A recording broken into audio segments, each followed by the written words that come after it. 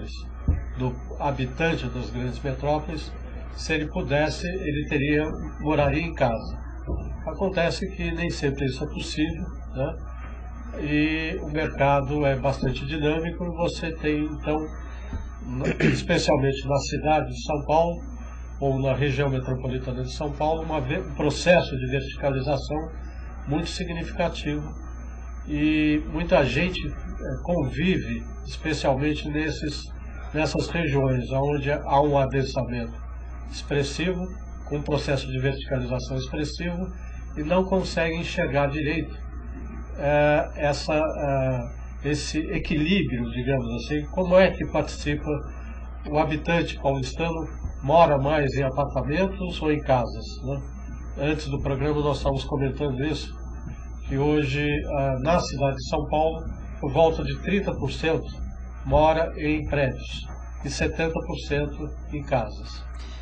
Eu quero que vocês me corrijam. Eu tenho uma percepção que existe uma divisão entre o sonho, né? O sonho da pessoa física, né? Todo mundo gostaria de morar em casa, né? Todo mundo gostaria de ter um quintal, um jardim, uma churrasqueira, uma piscininha, enfim, qualquer coisa do tipo. E o desejo da pessoa jurídica. A minha percepção é que a pessoa jurídica só constrói condomínio de casa onde a legislação não o permite construir um condomínio vertical, porque o condomínio vertical permite um número maior de unidades. Então, você citou aí, por exemplo, eu morei no Alto da Boa Vista.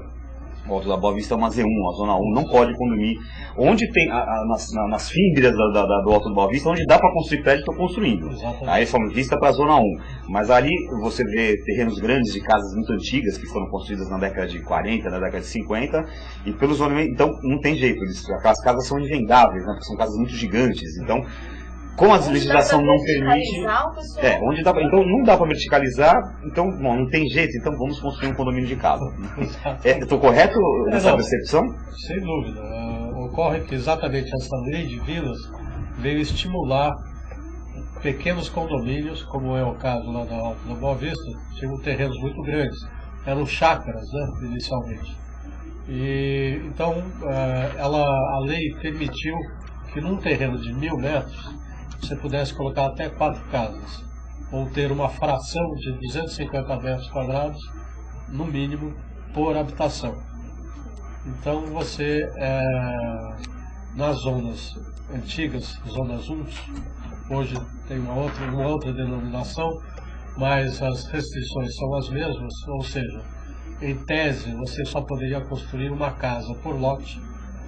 Essa lei veio privilegiar essa figura das vilas, e então surgem os condomínios horizontais. E esse processo começa a esquentar a partir de 2001. 2001 a 2005 tem um processo grande de vários incorporadores de todos os portos passam a entrar nesse mercado. Então você tem uma produção expressiva que chega aí no auge a 10% da produção geral do mercado imobiliário residencial.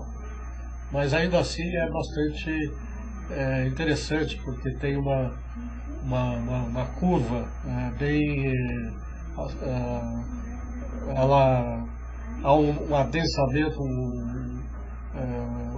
um número expressivo de novos condomínios horizontais no princípio da década passada, né? Nós estamos no princípio da década de 11 a 20, né? Pois é, eu tenho uma dúvida também. A gente entrou num consenso aqui que o brasileiro prefere sim casa. Por que a grande maioria ainda está crescendo e está indo para a parte dos apartamentos? Por que isso? É a questão do custo, é a questão do espaço, é a questão da segurança? O que vocês têm visto nessa... Bom, vamos ampliar um pouquinho o leque. Porque, veja bem, como a Embraesp monitora o mercado imobiliário da Grande São Paulo, o Luiz Paulo procurou dar uma contribuição nesse sentido. Mas vamos voltar um pouquinho no tempo, né? Vamos voltar para o final da Segunda Guerra Mundial e pensar no urbanismo. Se você olhar em termos de Brasil, não resta dúvida nenhuma o que acontecia, como é que as cidades cresceram. A cidade de São Paulo cresceu muito horizontalmente. ok? Desde que ela explodiu há 100 anos atrás, porque São Paulo demorou muito para crescer. Então, existem inclusive críticas, tem até uma tese muito interessante do urbanista e geógrafo chamado Flávio Vilaça, que analisa bem isso, né? Ele analisa, na verdade, os vetores preferenciais das camadas de melhor renda. Mas vamos verificar como é que uma cidade como São Paulo cresceu, e vamos pegar um extremo no interior, a cidade de Matão, na região depois de Ribeirão Preto.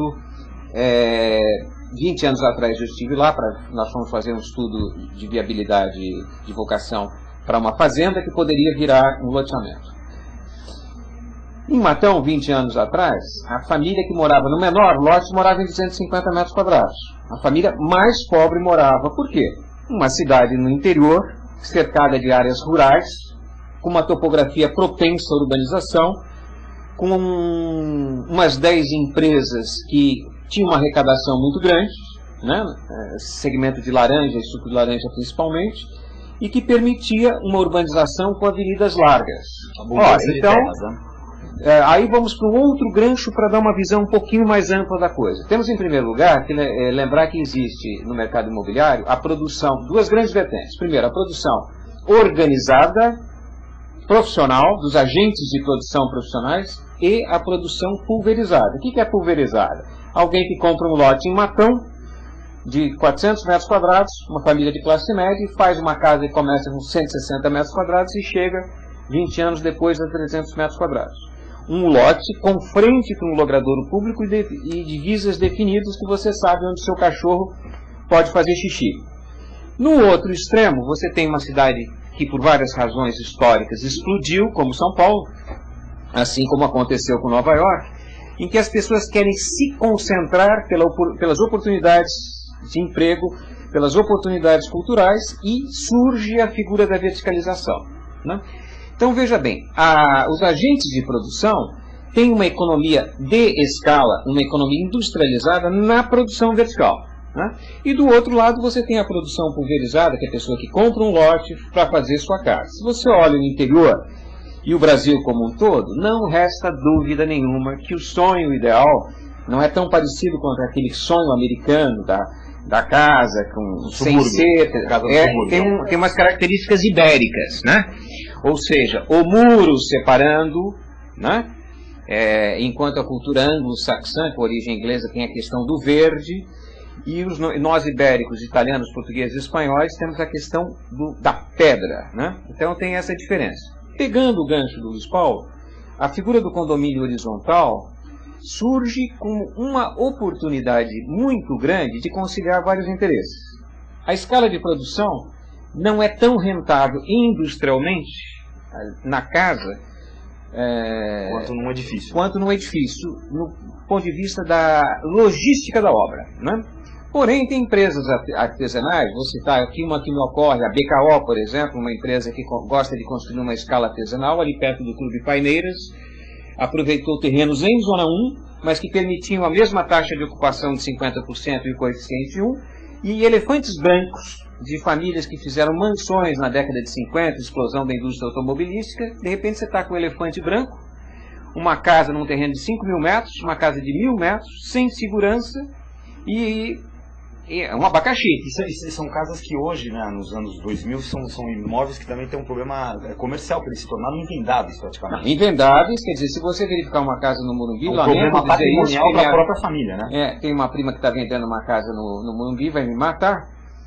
Mas, se você pegar o valor do terreno livre e o valor da construção, o valor de mercado da casa é 60%, porque é um abacaxi. A pessoa, por insegurança, muda para um apartamento de 300, 400 metros quadrados. Então, esta lei de vilas, que foi até uma ideia de um grupo que fez parte, o irmão do Luiz Paulo, Luiz Antônio Pompeia, outro fundador da Embraer, que já falecido.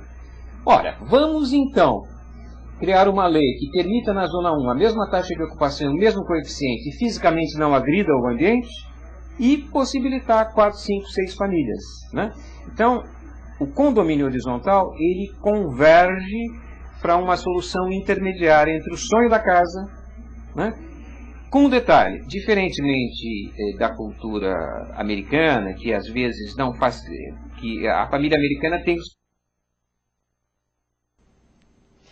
Realmente, nós nunca tivemos tanta oferta e procura de imóveis no Brasil. Isso por conta do crédito mais fácil e o crescimento da renda da população. Bom, e a enquete que nós falamos para você antes do vídeo foi: a valorização atual dos imóveis é sustentável ou vivemos em uma bolha? A resposta no site da Urban Systems é sustentável, 8,3%, é uma bolha, 58,3%, ou vai desacelerar um pouco, 33,3%. Bom, e chegamos ao fim do programa de mais uma edição Urban View. Queria agradecer a todo mundo que participou, assistiu com a gente. Algumas pessoas participaram aqui também no chat, José Donizete, Loureiro, muito obrigada pela participação. Lembrar para vocês também do nosso Twitter, www.twitter.com/urban_systems, e para você conhecer um pouquinho mais do programa, www.urbansystems.com.br/urban-view. Um abraço para vocês, até a semana que vem com o Gilberto Brant aqui. Um beijo, até a semana que vem, tchau!